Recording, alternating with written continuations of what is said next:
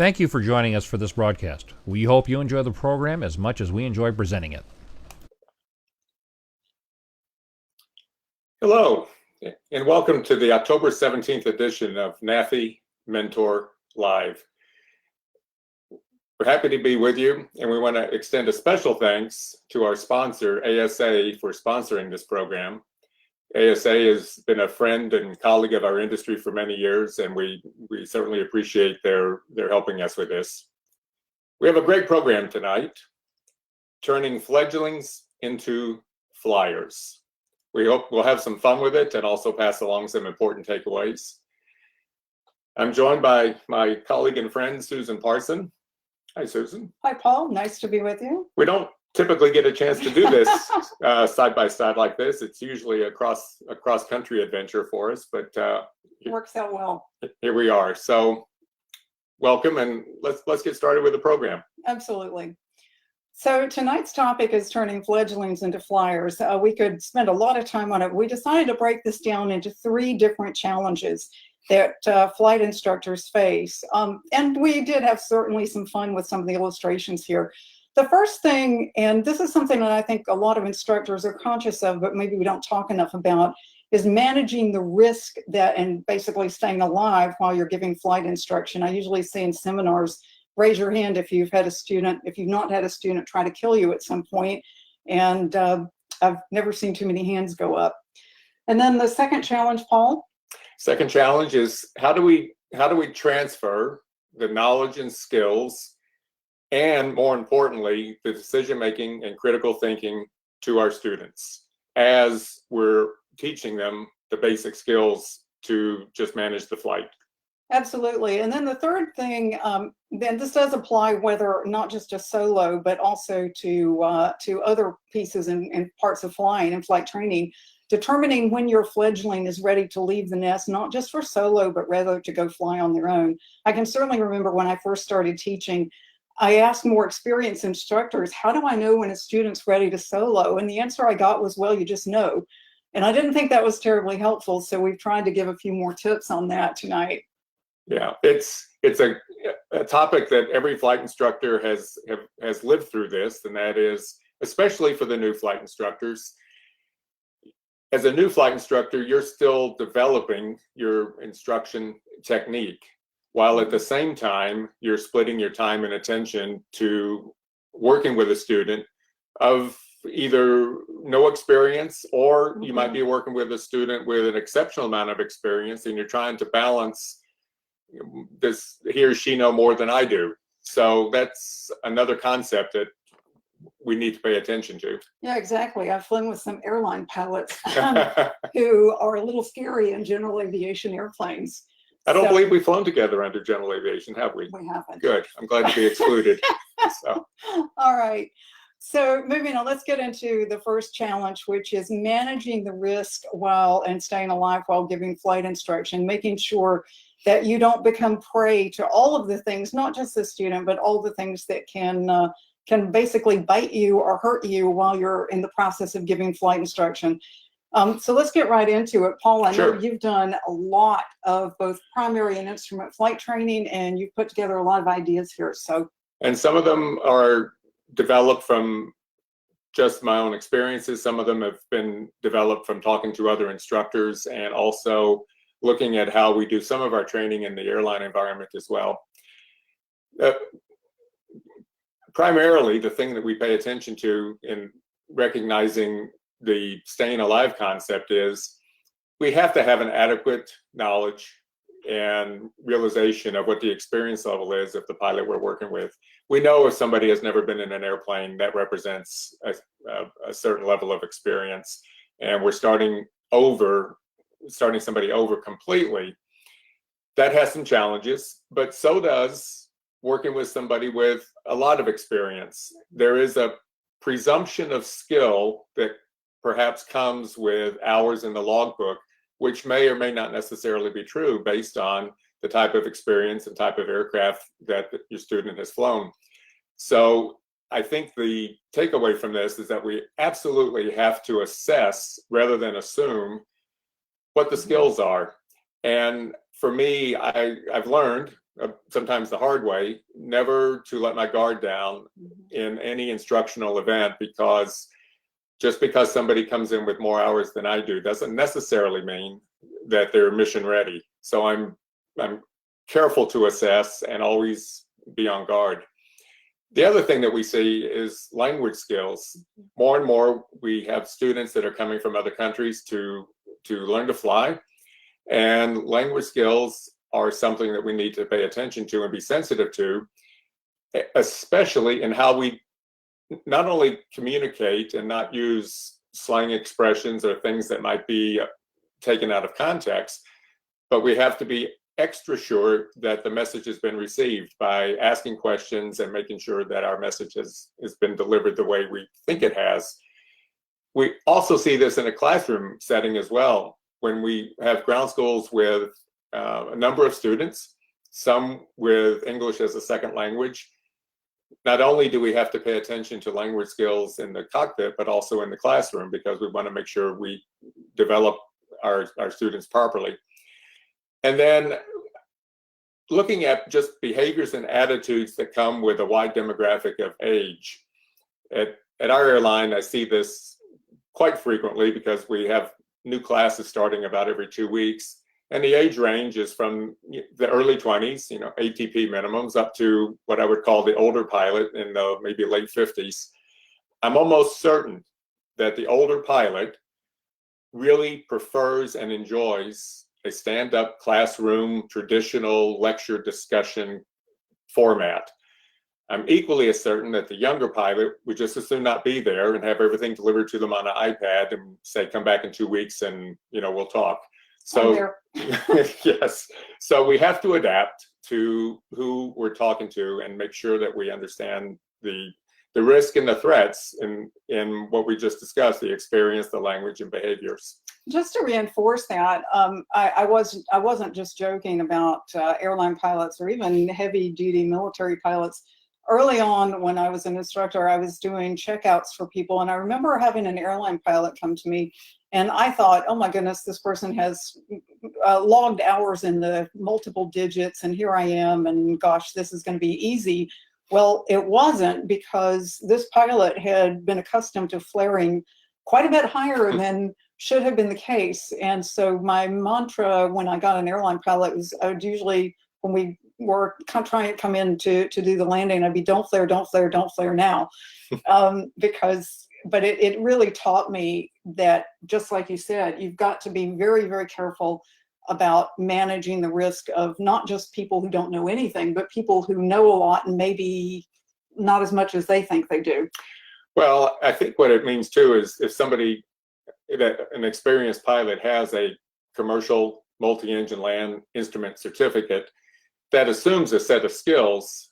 But again, we have to assess and make sure, because perhaps it's been months or even years that somebody has flown. So we can't take everything on face value. I think we always have to be on guard. And by the same token, we have to make sure our own experience levels are being monitored as well. New flight instructors, I think, need to be aware of their own skill set and how they apply them to a flight, just as the older flight instructor cannot be overconfident in his own abilities, because sometimes things can get more risky than we would care to manage. Absolutely. Well, let's move on to another set of risks that are part of giving flight instruction. And this is the unfamiliar aircraft. I know that I've talked to pilots and instructors before. We talk about how, it used to be pretty easy because the gauges were all the same. But now you could go from steam gauges to glass and even different kinds of glass. And I remember the first time I got used to, I was flying with Garmin, and the first time I ever jumped in an airplane with Avidyne, I thought, oh, this is going to be a piece of cake, and it wasn't. Of course not. If you might be in a flight instructor arrangement where you might be transferring from one different airplane to another, or one different fleet, it might have one airplane might have a Garmin in it, one airplane might have nothing in it. And managing the automation and being familiar with the type of aircraft you're in is essential, as are being aware of mechanical problems on the aircraft that might just be simple write-ups that that have been generated. or going to an unfamiliar airport. I think that we get a little bit complacent because we see a bright, clear, beautiful day, and we're going to have a short cross country to a local airport that perhaps we've not been to before. And we think, well, what could possibly go wrong? We don't need to look at the NOTAMs or anything. Oops. And I know that I've hinted at this to you before when we've been cross country doing these seminars, and now I'm a bit at risk in saying this now, but I do have the feeling that the NOTAM system is the FAA's version of an IQ test because they're not that easy to sort out. No, they're not. But you have to sort them out. Right. And Susan, we do have a question actually from one of our viewers wanting to know, what do you do with a student that's ready and they won't let you leave the airplane either for solo or for the practical? And we're going to get to that. That's a great question. I can address it quickly by saying that the student's confidence, in my mind, is very, very important. And even if the student demonstrates the standards that are required for solo or for other stepping stones, it's important to assess their confidence. And I would look for ways to reassure them or to take the extra step needed to make sure their confidence is where it needs to be, because I know that when we have our first solo, our first cross country, the first instrument flight, we're likely to be a little bit nervous, but I don't want that to overpower the situation. So I would say assess confidence and take perhaps an extra step to build the confidence. I also would say there are a couple of things that we're going to talk about a little bit later in the presentation that address that point as well. So, so stay with us. On our next set of challenges. Set of challenges in this is the simple part of looking at making sure you understand the weather, because the weather is critical to everything we do. Also, exceptional knowledge of ATC and the airspace that we might be operating in, and also local airport conditions. And again, I think we did a presentation some time ago where we were talking about wrong surface events, meaning we're on the wrong runway or we're on the wrong taxiway at an airport. I think the figure was 85 or 90% of them occur on a bright, clear, beautiful day. So we can't be lulled into knowing that, well, just because it's a clear day, everything is going to be good. But there are so many wonderful tools available through digital technology of being able to look at airspace, understand it, see a pictorial representation of it, not only as a pre-flight, but also in the aircraft yourself. Some of the more advanced avionics present this up front. Also, the weather tools that are available, it's important to understand that those are great planning tools, but they're not the end game, because some of the information that may come through the various weather products are delayed. So as one of our presentations, we had a guest some time ago that said, if you're using, weather radar to try to drive through thunderstorms and hope the gap that's there 10 minutes later is going to be there, you need to be careful. And it applies to our instructional environment. Absolutely. And then there's the set of challenges that I think are actually the most difficult of all, and that is what we get to when we talk about the external pressures that come up. So this is more and more, I would say, dealing with attitudes rather than skills, because you have a personal relationship with a student that you've been working with. You want to see them succeed. You want to see them signed off. You want to see them leave the nest, so to speak, from fledgling to flyer. But there are challenges that our students are facing in terms of, gee, I might be having financial difficulties. I have to get going. Maybe your own volume of students is starting to push, duty days limits, your own fatigue level. I've had students say, well, I need to get signed off and get done because I have another job waiting for me. And those pressures, although they're real, they can't override the safety of flight and create a risk not only to you but also to themselves. I think this is a pilot's market, so there's a high demand for flight instructors right now, and as we've talked about before, there's a shortage of flight instructors. So every flight instructor can have a high volume of students if they take that on, but that needs to be managed. Well, it needs to be managed, and also another of the external pressures I remember having as an instructor was when I had the student who really wanted to go solo. This is a little bit different from the question that we got, where I actually have had both sides with a student who really wanted to go solo and wasn't ready yet. And I had to manage that, the pressure from the student, but also a little bit from the school because this person was taking a little bit longer.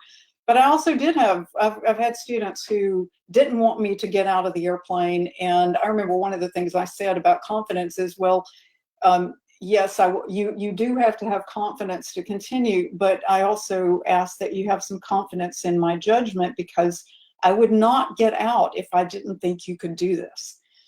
So it's always a balancing act, and that's the tough thing to do. Well, and for the new flight instructor, I would say it's harder because the depth of experience and the model for what success looks like is newly developed. If you have signed 30 people off in the last year or so, you have a more consistent model of what success looks like. So again, there are differences between the newer flight instructor and somebody who has a great deal of experience when we're talking about signing somebody off, not signing them off. And the language to use, I think, is also critical. I deal with this on a pretty frequent basis in the Part 121 environment. I always try to avoid a personal indication. I simply say, I'm not comfortable signing you off at this point, and then list those reasons, rather than to make specific comments about, well, you're just not ready. I think you can offload some of that by just simply saying that I'm just not comfortable signing you off yet, but I know you'll get there. Let's take the steps to make sure you do. Right. Well, we have some summary tips in the next couple of slides for challenge number 1, which is staying alive. One of the in the July-August issue of FAA Safety Briefing, we dealt with some of these issues, and we had an article that I wrote called "Thinking for Two," and it's about how difficult it is how challenging it is for the flight instructor to do the thinking for two. It is the multitasking, just like we've been talking about. There are lots of things that the instructor has to keep up with concerning the pilot, the aircraft, the weather, the external pressures that come up. One of the things that hopefully is helpful to people that we'll talk about a little bit in our next challenge is the fact that the Airman Certification Standards, the ACS, now lays out a little bit more clearly and directly some of the things that instructors need to teach as well as keep track of. And the Instructor ACS, which is getting closer to completion now, will have sections about not only teaching risk management to students, but managing the risk that goes along with flight instruction. And that will also be in the next edition of the Aviation Instructor Handbook, because there's a whole chapter that's been added on that subject. So be on the lookout for it.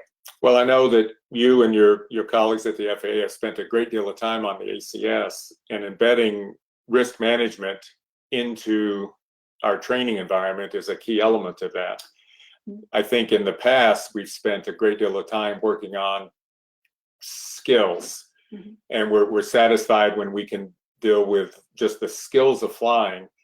But the benefit of the ACS, as you well know, is that not only do we try to develop and maintain skills, but also how do we manage risk? Well, first recognize risk, but then also manage it from the standpoint of our student, as well as our own instructional methods. Yeah, and that's something that the community has, this is something the ACS, the community, and the FAA partnered to do. So let's keep going, and I think you have one more set of tips, and then we'll move on to the challenge number 2.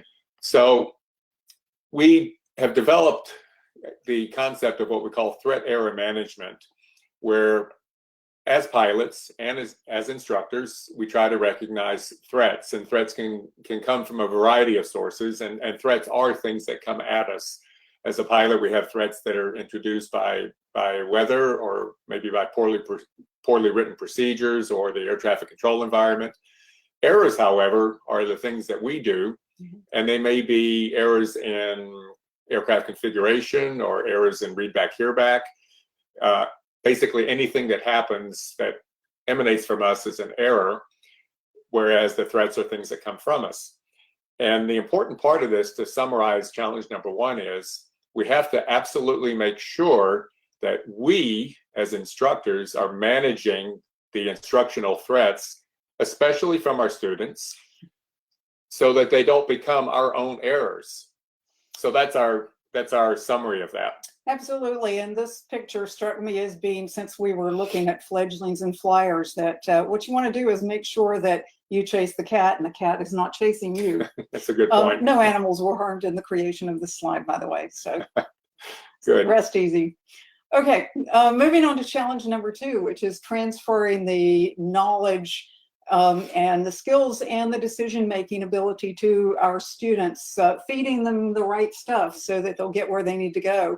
The next slide will, it lays out some of the things that we suggest here: using the Airman certification standards, encouraging development and use of personal minimums. That was not something I got in my flight training. Appropriate use of scenario-based training, and appropriate to me says something important, because I know that there are people who say, oh, well, the FAA says no more maneuvers-based training, and that's not it. It's just use the entire toolbox. Scenario-based training is a tool. Maneuvers-based training is appropriate in some cases, so you're not confined to just one. Pick the one that works best for what you're trying to teach. And then the collaborative critique. So we'll get into each of those things a little bit. We could key up the Airman certification standards, and I think you've got Yes, this indeed. one. I do. And again, this is something that the FAA developed in collaboration with the aviation community. And what the ACS, it's the single source set of standards, what you need to know, consider, and do. It provides a great map, not just for the trainee, but also for the instructor. I really, really wish that I had a tool like this when I was doing more primary flight training, because I think it is very useful. I think most of our audience is probably familiar with that one, but we really want to talk too about a part of the decision making and risk management, which is developing personal minimums. Personal minimums are something I usually ask pilots, and you'll see on the next slide, I usually ask pilots when I'm doing flight reviews or something else, do you have personal minimums? And they sometimes just look at me. So here, there are a lot of ways and a lot of formal definitions for personal minimums, but I think of it as the human equivalent of the fuel reserve requirement. It's the safety reserve between the pilot and the aircraft performance, the two go together, that are required for a given flight, and those that are available. And depending on what you're flying, as I like to say, you may be super pilot, but if you're flying a super cub, there are things that you just can't do. Well, and to follow up on that too, Susan, the personal minimums, I think, enters the realm of instruction where we're talking a lot about attitudes as well. Yep. So perhaps you can look at a personal minimum as a crosswind, and you may have a personal minimum that is, call it 10 knots. That 10 knots is your personal minimum. But now you enter a situation where you're at the airport where you want to be. You've got friends waiting for you. The crosswinds have picked up. And you kind of go through this mental dialogue about saying, well, it's only 15 knots. I can probably do that. So you set out with a personal minimum that is skill-based, but that you're undoing it with an attitude. Mm-hmm. And this is something that, again, we need to manage ourselves as certainly as instructors, but impart that information on to our students. Other examples of personal minimums: did a great deal of instrument training in general aviation, and the topic always came up either during training or after the instrument training was complete. What do you recommend for flight into IMC? I have a newly minted instrument certificate now. What's your recommendation? And of course, there cannot possibly be a one-size-fits-all solution. But my advice to my new instrument students was generally consistent, and of course, everybody has to adapt it to themselves. But I would say, sure, time in the clouds is great. You need to do it. You need to do it solo. It's a great experience and confidence builder. Just don't start out that way. So what I would tell people is you might consider a set of personal minimums for flight into IMC, something like depart VFR, land VFR, and get your instrument or your time in the clouds en route. And then after there's some comfort level with that, this might change a little bit to say, well, I'll depart during IMC conditions. I'll continue possibly to get some in a en route environment, but I'm going to land VMC or VFR. And then after some more time, finish that off by saying IMC through IMC to IMC. However, also managing the minimums that you're comfortable with for both takeoff and landing. I never would encourage somebody to say, I have an instrument ticket, let's go do 2.5. I mean, it's not proper risk management, but you might eventually get there with enough skill and enough experience. Rest and duty is something else that I think is also important, because as we said earlier, the amount of students that we could be working with could be fairly high volume. And we as instructors have to pay attention to our own rest and duty limits as it relates to the regulations for how much flight instructing to give. And even if you're under that limit, even if you've only flown a couple of students today, if in fact you're starting out fatigued, I don't believe at the end of flying for 2 students, you're going to be more awake. You might be more fatigued. So there's a regulatory issue as well as a self-awareness issue. Well, and I think, first of all, I probably should have known you and asked you for advice on that transition to IMC when I first got my instrument ticket, because I think I did IMC through IMC to IMC, and I came pretty close to 200.5 because the weather went down. My excuse is the weather went down more quickly than I had anticipated. But still, I think what we're trying to get across here is that one of the things that you want to instill in your trainees, regardless of the level, is that personal minimums, particularly written, pre-thought, pre-developed personal minimums, are a great thing to have. And they are something that evolves, and it can evolve both ways. They can and should evolve as your experience grows. But if you haven't been flying for a while, maybe you need to adjust in the other direction. Sure. And I think this is something that when Paul was talking about rest and duty, but transition to IMC, also crosswind limitations, when you're doing limitations on a trainee, particularly student pilot certificate, you might talk about that as personal minimums. I'm helping you, introduce the concept right now that personal minimums are something that right now I, as the instructor, am developing for you, but these are things that you need to have maintained and continually adjust throughout your flying career, because it simply is not static, and it is not connected at all to hours. It goes to what you're comfortable with, but most of all what you're proficient with, and those are really important concepts. I was just having a bit of a flashback to when I was taking lessons. I didn't break any records to solo in a Cessna 152. I think I soloed in maybe 16 or 17 hours. But the airport that I flew out of had a 38-foot wide runway, and I was learning to train in the spring, which meant it was almost always windy. So the instructor staff there was very, very careful about sending students up to solo because it was a 38-foot wide runway. And I learned over at my home at the airport across town in Madison, where it was 150 feet. I suspect I would have soloed sooner, but I appreciated the fact that my instructor was was careful to make sure I would be safe. And Absolutely. whether you solo in 8 hours or 16 hours doesn't matter too much. So let's talk about scenarios. That's something that has been focused a lot more in the last few years. Not that it's new. And again, I really want to stress that this is not a tool that is the only one you have.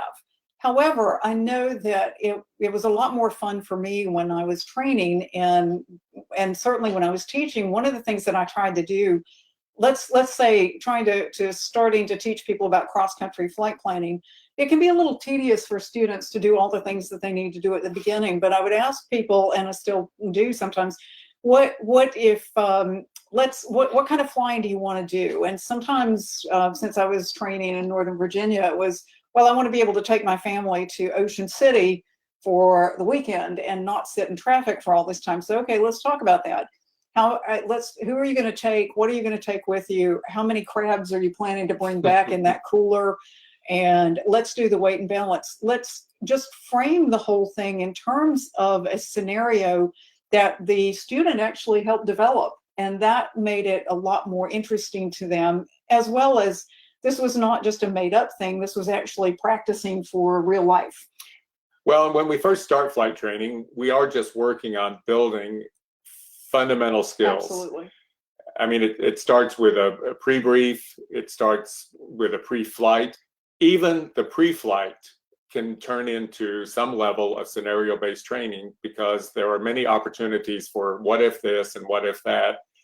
And it helps build a student's awareness about things to look for that is applied to a real situation, rather than just saying, well, we need to check the oil.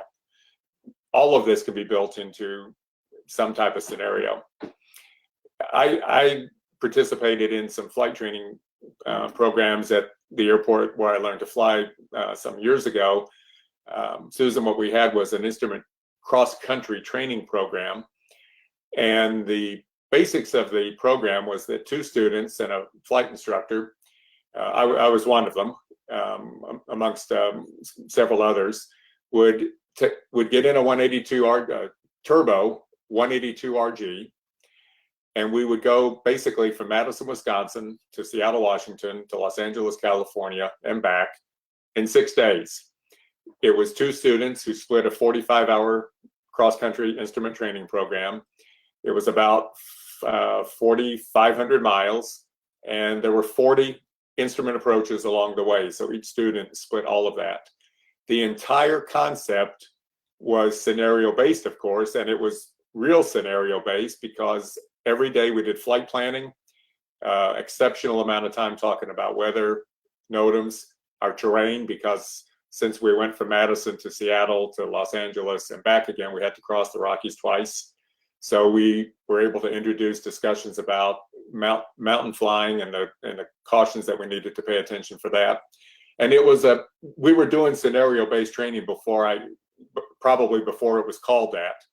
But you can apply those same concepts, and you should apply those same concepts to every flight.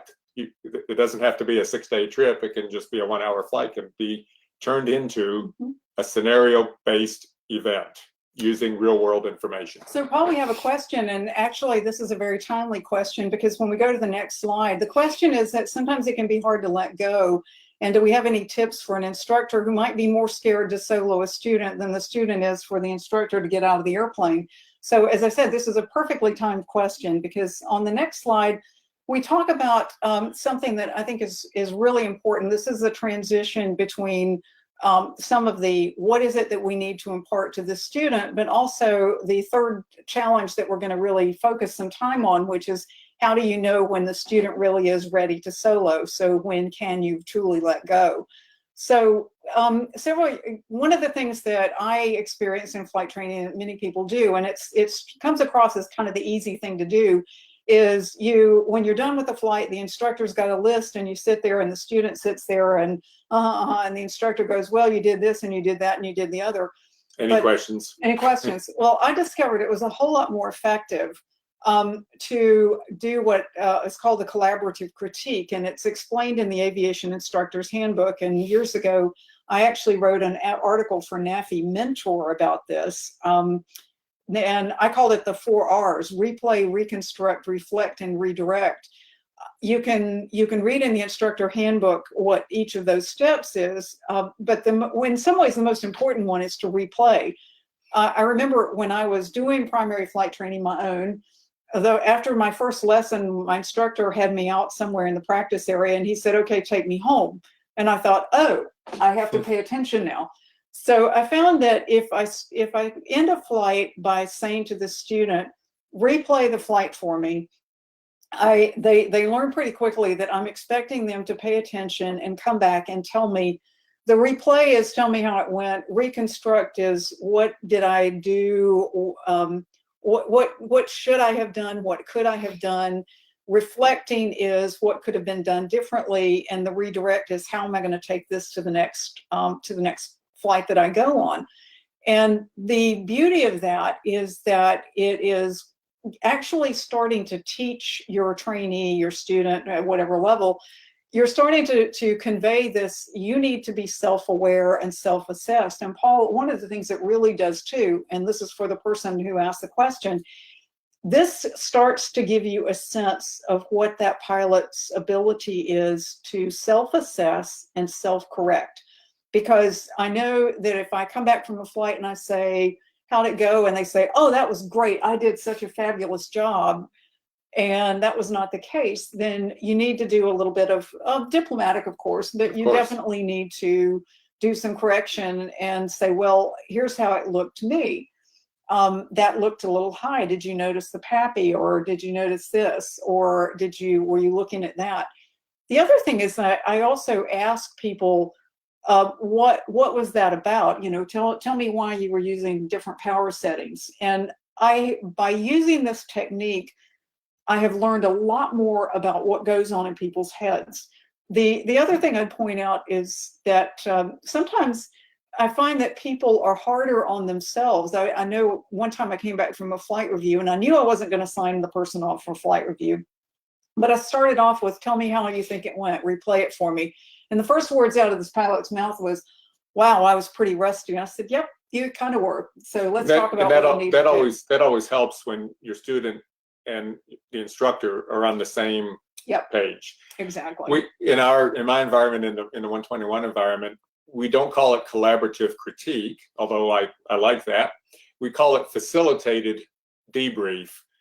And we create in various recurrent training events what we call LOEs, which means line-oriented evaluation, where we will create a flight from point A to point B, and all of the paperwork, the weather package, the dispatch release, everything is provided just like a real flight. We spend quite a bit of time briefing, and the purpose, of course, of any kind of a brief, whether it's you're taking somebody up on their first lesson in a 152 or their first instrument flight, or just any flight for a recurrent event, the purpose of a briefing is to create what we call a shared mental model of how we expect things to go. When we do the LOE, we let them play out in real time, in real space, with occasional malfunctions here or there, or changing weather, so that we see decision-making in progress. And then at the end of it all, when we're all done, we land, we block into the gate, and we open up the simulator doors, and we come into the briefing room. Assuming everybody is still breathing, we say, well, let's, we take a quick break, but let's talk about it. And our first question typically is, how do you think that went? And it does give us a chance then for both students to review their performance, what happened, their interaction with another crew member, if there were some elements that needed some work on. But it allows the instructor to sit back and do a much better job of assessing. I think it's similar. It's a similar experience when we do line checks under Part 121, where we actually have a check airman in the jump seat of our aircraft doing an observation of our crew members on a revenue flight.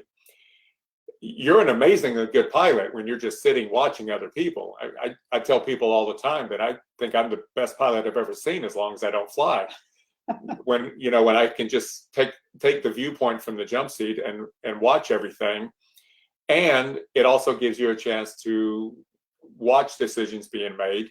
But then when it's all over and you engage in collaborative critique or facilitate debrief, even though a crew or your student may make a decision that may not be the same one you would have made, if it is a decision that they can justify, that is safe, that has a successful outcome, then you learn more about the student. And to get to our viewer's question, facilitated debriefs or collaborative critiques are an excellent way to not only assess the student's, I would say, situational awareness about a particular flight, but also their own situational awareness about how they did. And as Susan alluded to, if you walk out of an airplane and you say, how do you think that went? And your student says, that's great. And you're thinking, oh my goodness, I thought I was going to get killed. There's a disconnect. And you have to, again, through questions and discussion, bring that person into understanding how things went, applied to some standards. And of course, the standards can be the ACS. Yeah, so this slide is really the bridge between collaborative critique. To me, is part of teaching the student how to make decisions and how to be self-aware. Teaching the knowledge and teaching the skill, yes, those things are challenging. I'm not trying to say they're easy, but if you use this technique for the debriefing and have the trainee tell you how they think it went and do their level of analysis, one of the things that you're doing all along is you're teaching them to make a lot of the decisions and judgments and adjustments that just are absolutely inevitable in any flight that you really do. So that leads directly into our challenge number 3, and how do you get past that, which is the third and final challenge that we're going to address tonight, is how do you know when the fledgling's ready to leave the nest? So here's when you kick them out, or you allow yourself to be kicked out. So if you look at the next slide, it is actually a deliberate repeat of the one we were just looking at. But the whole idea is that if you're using this collaborative critique all along, you are, by the time you get to a point where if the student is performing according to the standards that have been set and laid out in the ACS, and can answer questions that you have.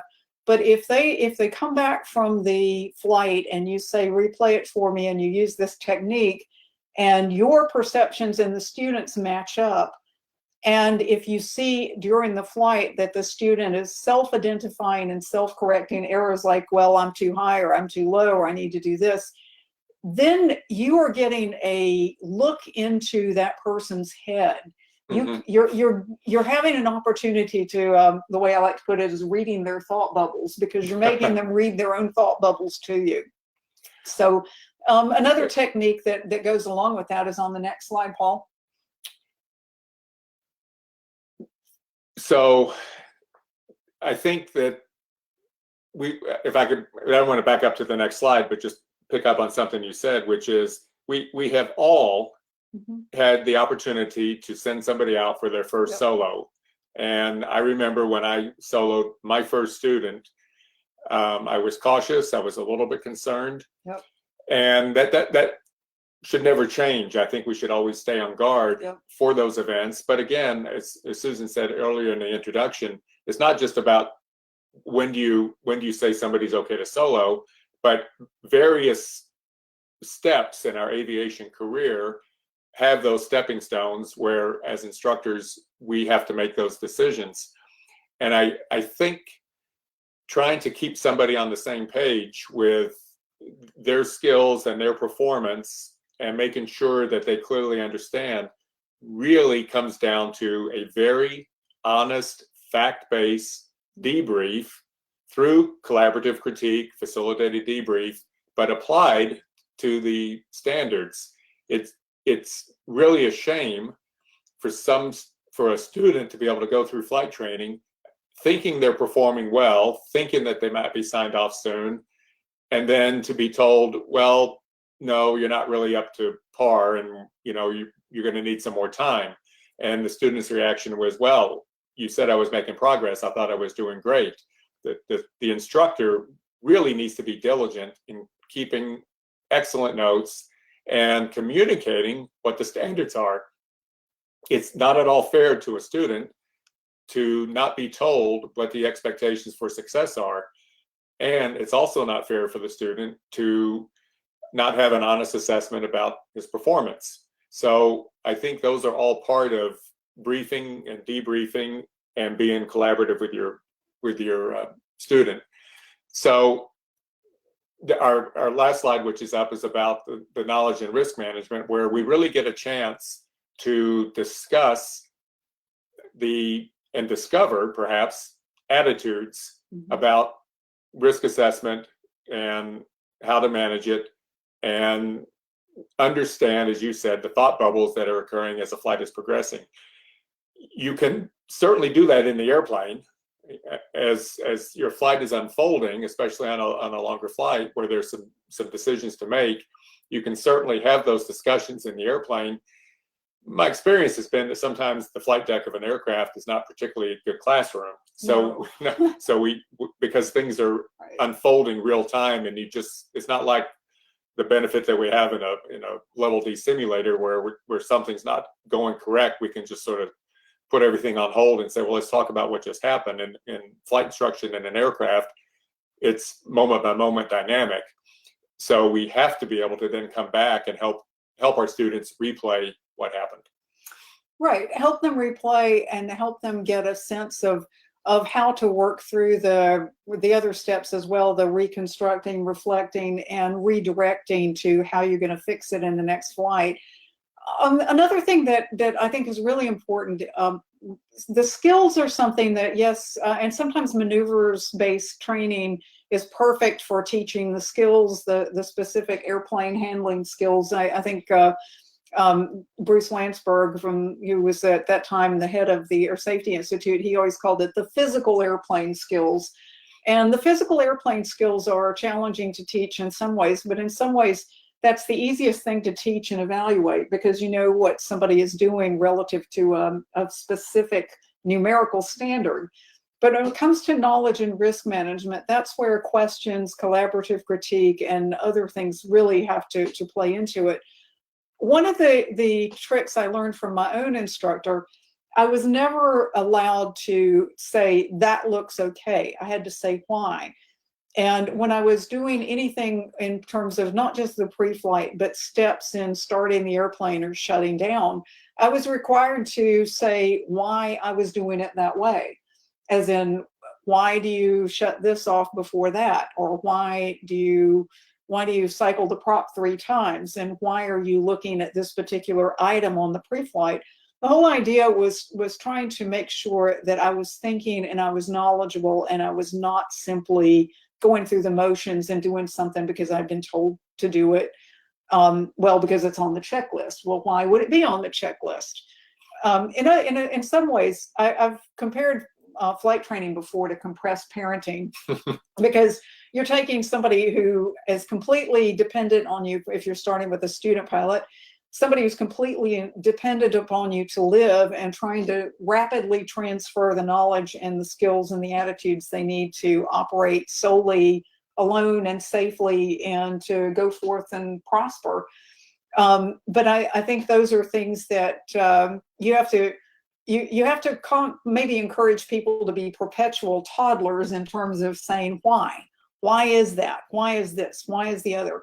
Because that, to me, is the foundation of helping people develop that self-awareness and self-evaluation that they really need to go from being fledglings to flyers. That's right. And I know all of us at one point or another have probably gone through a stall series where we were taught, okay, we're going to go up to 4,500 feet and we're going to practice some stalls and see, they're easy, the plane will recover. But those skills need to be developed, but nobody goes up to stall an airplane intentionally. That has to all be applied to context and try to develop scenarios. Again, this gets back to scenario-based training, even applied to fundamental maneuvers about, well, what kind of a situation might lead to an inadvertent stall scenario, the classic base to final. Okay, well, we're not going to do that in an airplane that close to the ground, but we can simulate that at a higher altitude so that people understand these are the situations that apply to this type of training. Other things that I think are so critical is to make sure that as instructors, we do a very good job briefing what we expect for a lesson. I've heard students say, well, I got in the airplane and the instructor sat down and you know, the instructor's comment was, well, let's see, what did we do last time? Well, the instructor should know what the pair of them did the last time. And by the same token, the student should never get in an airplane and say, well, what are we going to do today? I mean, that should all be that should all be laid out. My instructor had a saying as well that I've always remembered, and that is always expect the unexpected. Yeah, that's a good one. We have a couple questions here. One is, what about the student who during the collaborative critique is convinced they're better than they really are? Well, here's where you have to be diplomatic, and but I would start with, so tell me more about that. And you need to have a specific idea of what specific feedback that you can give. I remember I had a student one time who was soloed, and she ended up doing a landing about the last third of the runway. And when she came in, she was all full of excitement. You know, she'd made this trip and it was all great. And I said, okay, so tell me about that last landing. And she looked at me. She didn't realize I'd been watching. And she says, well, I was a little high and I was a little fast. I said, okay, no, you were a lot high and a lot fast. And we've talked about landing on the first third of the runway. Let's talk about that some more.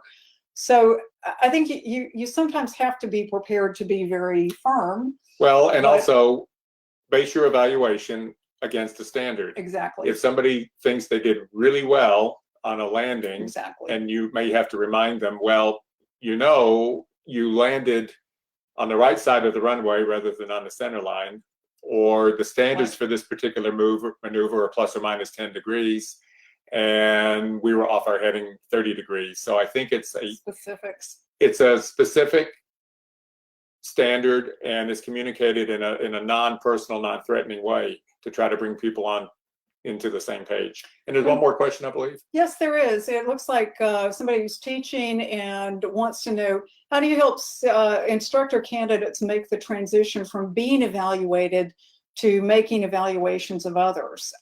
That is always a little bit challenging, but I'd like to think, I hope that maybe teaching them to use a facilitated debrief or collaborative critique would be a helpful thing, because that's the way that you start with, you've been making, if you're an instructor, you need to be teaching them to evaluate what the student is doing or the trainee's doing. But if they come back and they start the conversation by having the trainee talk about it, and then they can have a conversation and not a, well, you did this, you did that, you did the other.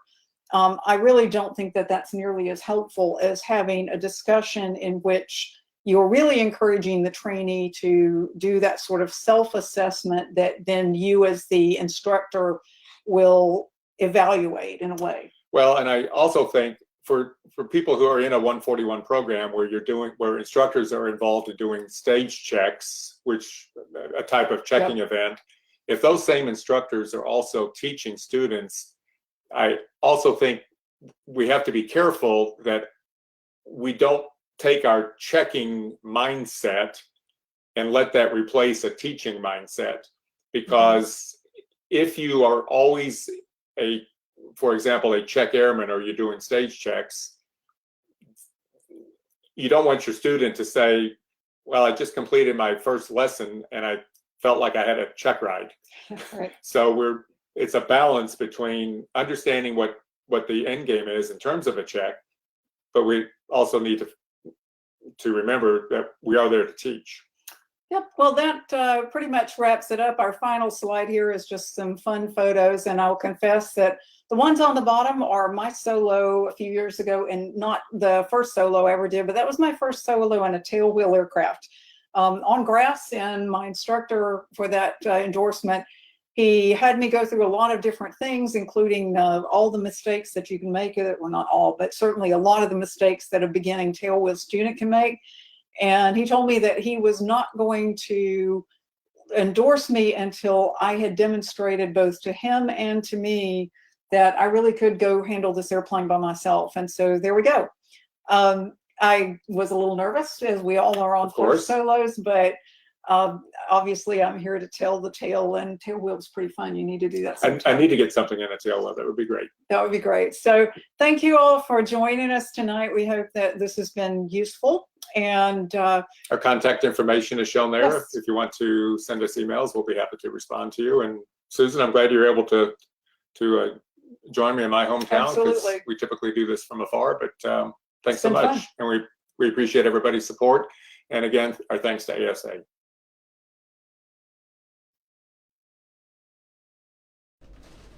Hi, this is Bob Mader again with a couple of quick reminders to help you get the most from this program. Earn credit for this course by clicking the button on the right side of your screen that says Earn Wings Credit. This will take you to the FAAsafety.gov site to review the course content and take the mastery quiz. Remember, your input helps NAFI provide better features and benefits. And completion of the course evaluation earns a chance to win a NAFI 50th anniversary shirt. If you want to watch this program again, or view any previous Metro Live program, or share these programs with your students or friends, just go to nafinet.org to get the links. On behalf of everyone at NAFI, thanks again for watching, and safe flying.